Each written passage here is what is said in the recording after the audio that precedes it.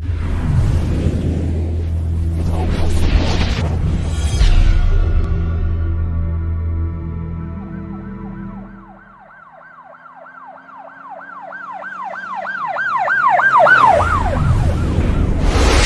वालेकुम नाज़रीन, शाहिद चौधरी ऑफिशियल के साथ मैं हूं आपका मेज़बान अब्दुल्ला तनवीर। नाज़रीन, आज का जो हमारा प्रोग्राम होगा वो बड़ा ही एक यू कैन से कि डिफरेंट कैटेगरी का प्रोग्राम होगा, जिसमें हम जानेंगे पाकिस्तान की आज़ादी से लेके आज 2025 तक का सफ़र, और हम चाहेंगे कि इन सफ़र को हम डिवाइड कर दें दहाइयों में, और उसके बाद ये जानना चाहेंगे कि किस दिहाई में कत्ल व गारत, बदमाशी, टारगेट किलिंग, इसको परवान चढ़ाया गया और क्या कानून की भी हुक्मरानी रही। ये तमाम तर तफसीलात मैं चाह रहा था कि आज के हमारे प्रोग्राम का हिस्सा होंगे, और खुसूसी तौर पे 80 से 90 की दहाई जिसमें समझा जाता है कि कत्ल व गारत, बदमाशी को बहुत ज्यादा उठाया गया। आखिर इस तमाम चीजों के पीछे, तमाम मरहलात के पीछे किसका हाथ था, किसकी पुष्टपनाही थी, और शाहिद चौधरी साहब जो कि सीनियर क्राइम रिपोर्टर भी हैं, एनालिस्ट भी हैं, जिन्होंने खुद इस तमाम अदवार को देखा, वो क्या समझते हैं, जिम्मेदार कौन है। अस्सलाम वालेकुम सर। वालेकुम अस्सलाम सर, कैसे हैं आप? अल्हम्दुलिल्लाह। सर, आपने तो ये तमाम अदवार देखे हैं, 70 में आपकी पैदाइश, 80 का भी देखा, 90, 2000, 2010 और टिल आज तक देख रहे हैं। सर, आप क्या समझते हैं 80 से 90 की दहाई, अगर मैं चाहूं कि आप हमारे नाजरीन को एक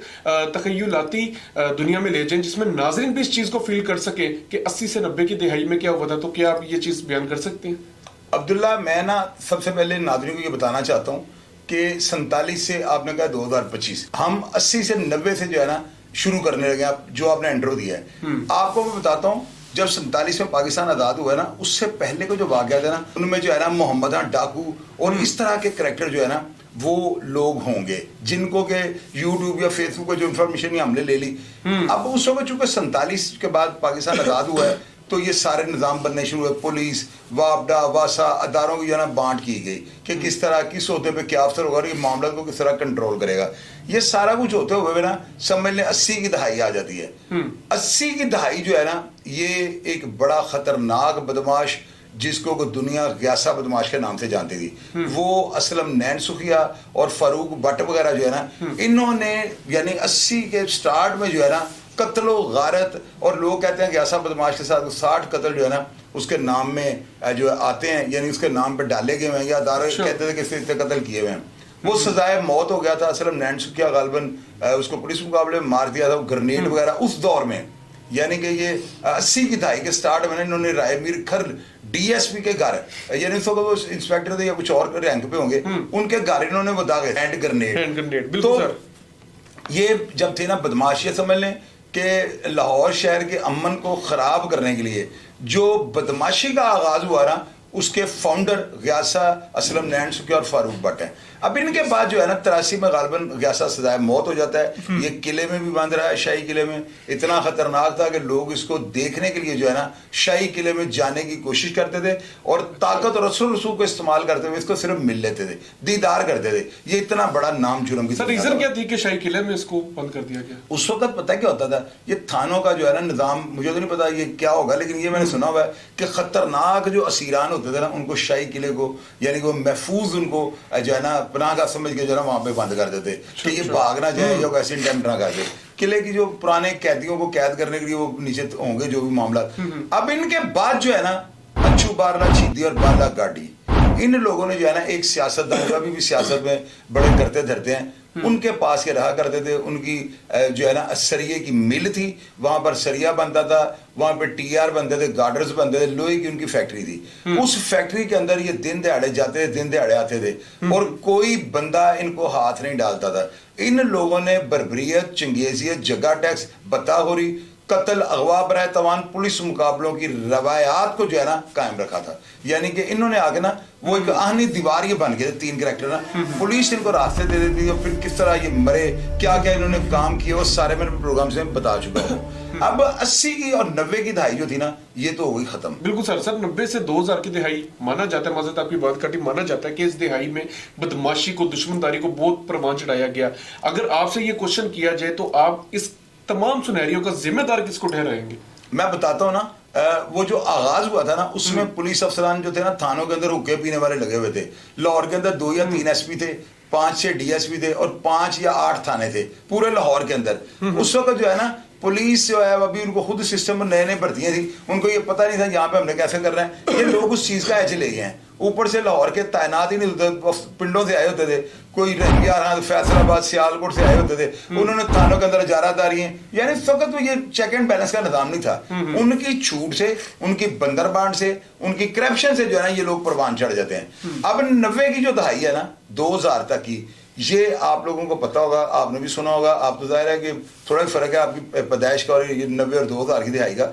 90 का जो दौर है ना दहाई, इसको स्टूडेंट्स के नाम के साथ या बदमाशी के साथ या स्टूडेंटों के जो है ना इनके गैंगस्टर बनने तक जो है ना, ये सारा जो है स्टूडेंट्स का जोर ये 90 से 2000 की दहाई था।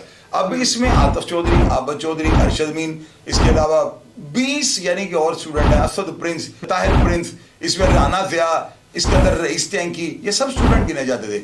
ये सारे, और मेरा भाई जाहिद, ये सारे के सारे जो करेक्टर है ना 90 से 2000 तक की दहाई में दुनिया से कूच कर गए हैं। और इन सब में एक चीज यकसां थी, ये सब स्वाय अरशद मीन के तकरीबन कोई शायद इनमें से 25 साल की उम्र का होगा।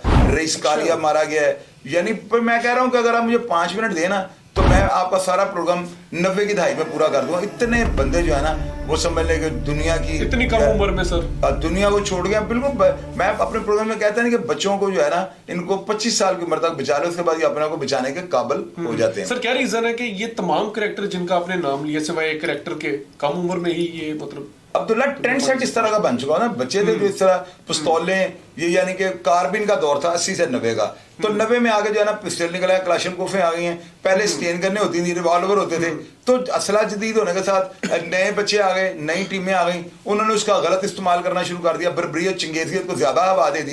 तो 90 की दहाई खून खार जो है ना दहाई के नाम से लिखी जाएगी शहर लाहौर के लिए। जब 2000 से 2010 शहर लाहौर को किन वसाइल और मसाइल से दो चार रहना पड़ा, और आप क्या समझते हैं ये जो 10 साल का अरसा था इसमें जो भी हालात हुए हैं, किस गैंग के साथ आप मंसूब करना चाहेंगे इन तमाम ये जो जितने भी बुरे काम किए गए 10 सालों के अंदर, या किस जत्थे के साथ आप मंसूब करना चाहेंगे? ये जो है ना आपका क्वेश्चन बड़ा अच्छा आपने किया है कि इसको मैं जो 2001 से लेकर 10 तक की दहाई है ना, इसको मैं किसी गैंगस्टर्स या गैंग के साथ मंसूब नहीं करूंगा। ये दहाई जो है ना आप तारीख को पढ़कर देखें, जनरल मुशर्रफ को जो है ना जिस वक्त उसे सारे मुल्क में कॉर्डन ऑफ किया है, कब्जा किया है, तो वकला तहरीक जो है ना उसने एक ऐसा काम करके दिखाया है, और इलेक्ट्रॉनिक मीडिया ने जिस तरह इन वाक़यात को कवर किया है, प्रोटेस्ट जो वकला ने किए हैं, तो ये जो 2000 की दहाई है ना 10 तक, इसको मैं वकला के नाम के साथ मंसूब करूंगा। इसमें कोई गलत बात ऐसी नहीं है, मीडिया शिडिया जो है ना वो बात की बात है। वकला ने जो है ना यानी अपने इख्तियारात से जो है हटकर ये जो है ना कौम के ऊपर एक ऐसा एहसान किया जिसका खमाजा आज तक कौम भुगत रही है। क्या इन्होंने जस्टिस इफ्तार चौधरी के लिए ना पूरे मुल्क को हिलाकर रख दिया है, तो बाद में जस्टिस इफ्तार चौधरी ने क्या किया है, उन्होंने कहा या अस्सलाम वालेकुम पाकिस्तान जिंदाबाद। अब वो कहाँ पे हैं? वो सारा वो जो वकला ने किया ना, मेरा ख्याल है कि अगर जब कलमकार इसको लिखेगा ना तो वो इस दहाई को जो है ना वकला का एक ऐसा इकदाम लिखेगा कि जिसका पछतावा सदियों तक और उसके सराहत सदियों तक इस मुल्क के ऊपर जो है ना जारी रहेंगे। ये बात हमें याद रखें। अच्छा सर, अगर हम ये जानना चाहें कि आपने 2010 से 2020 तक का दौर, इस दौर को आपने कैसे देखा, और आप क्या समझेंगे कि ये जो 10 सालों में जितने भी मामलात किए गए, किस इंडस्ट्री को आप इस दौर में समझते हैं कि इसका बड़ा रूज रहा, और आप क्या समझते हैं कौन सा ऐसा इदारा था जो बेलगाम घोड़े की तरह भागता रहा? अब्दुल्ला मुशर्रफ ने जो है ना मीडिया के ऊपर से पाबंदियां उठा दी थी, मीडिया को आज़ाद कर दिया था, फिर उसे बैन भी किया, बड़े बड़े चैनलों को उससे बंद कर दिया। लेकिन स्टार्ट में उससे जब ये चैनल ऑन हुए ना, लाहौर का एक बहुत बड़ा चैनल उस दौर में यानी कि 2000 की दहाई में वो ऑन होता है, और उसके बाद इलेक्ट्रॉनिक मीडिया पे जो है ना चैनलों की एक बरसात होती है। ये बरसात जो है ना यानी 2010 के बाद के जो है ना ये काम दूसरे चैनल जो है तब आते हैं। अब 2010 की जो दहाई है ना अब्दुल्ला, ये इलेक्ट्रॉनिक मीडिया जो है ना एक जूझ की कौम की तरह जो है ना ये मार्केट में आता है। हम लोगों को पीटीवी की आदत थी, जब हमने इन एंकरों को देखा कि इन्होंने सियासतदानों को इनकी उल्टबाजियां लगवा दी हैं, तो वो जो प्रेशर था ना लोगों के दिल से वो बड़े ताबकाती असरात छोड़ के गया है। हम इन एंकरों को जो है ना खल्के खुदा का एक अनमोल तोहफा समझना शुरू कर देते हैं, लेकिन जब आपको पता है किसी पे जवाल आता है तो फिर उनके जो स्क्रिप्ट हैं, जो वीडियो होती हैं, वो मार्केट में आती हैं, लोग इसका खुद फैसला करते हैं कि ये लोग मुल्क के फायदे में या नुकसान में हैं।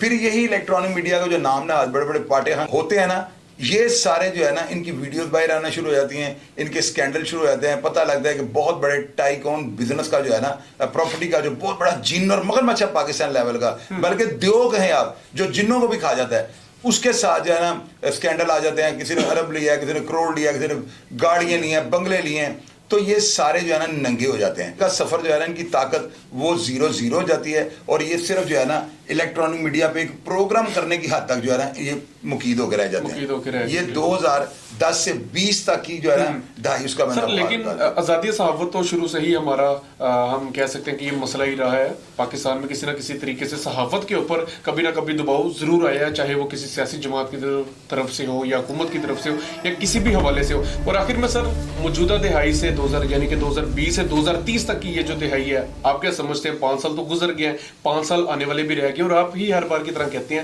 کہ ہمیں چاہیے کہ ہم اپنے ماضی سے سیکھیں. آپ یہ تمام تر واقعات کی جو آپ نے تفصیلات دی ہیں یا پھر جو آپ نے سٹوریز کی ہیں, ہماری آنے والی نسل کو آپ کیا پیغام دینا چاہیں گے, اور آپ کیا سمجھتے ہیں آخری جو 5 سال ہیں یعنی کہ 2025 سے 30 تک کا جو سفر ہوگا کیسا رہے گا, خصوصی طور پہ شہر لاہور کے لیے؟ عبداللہ یہ سوال جو ہے نا تھوڑا مشکل ہے.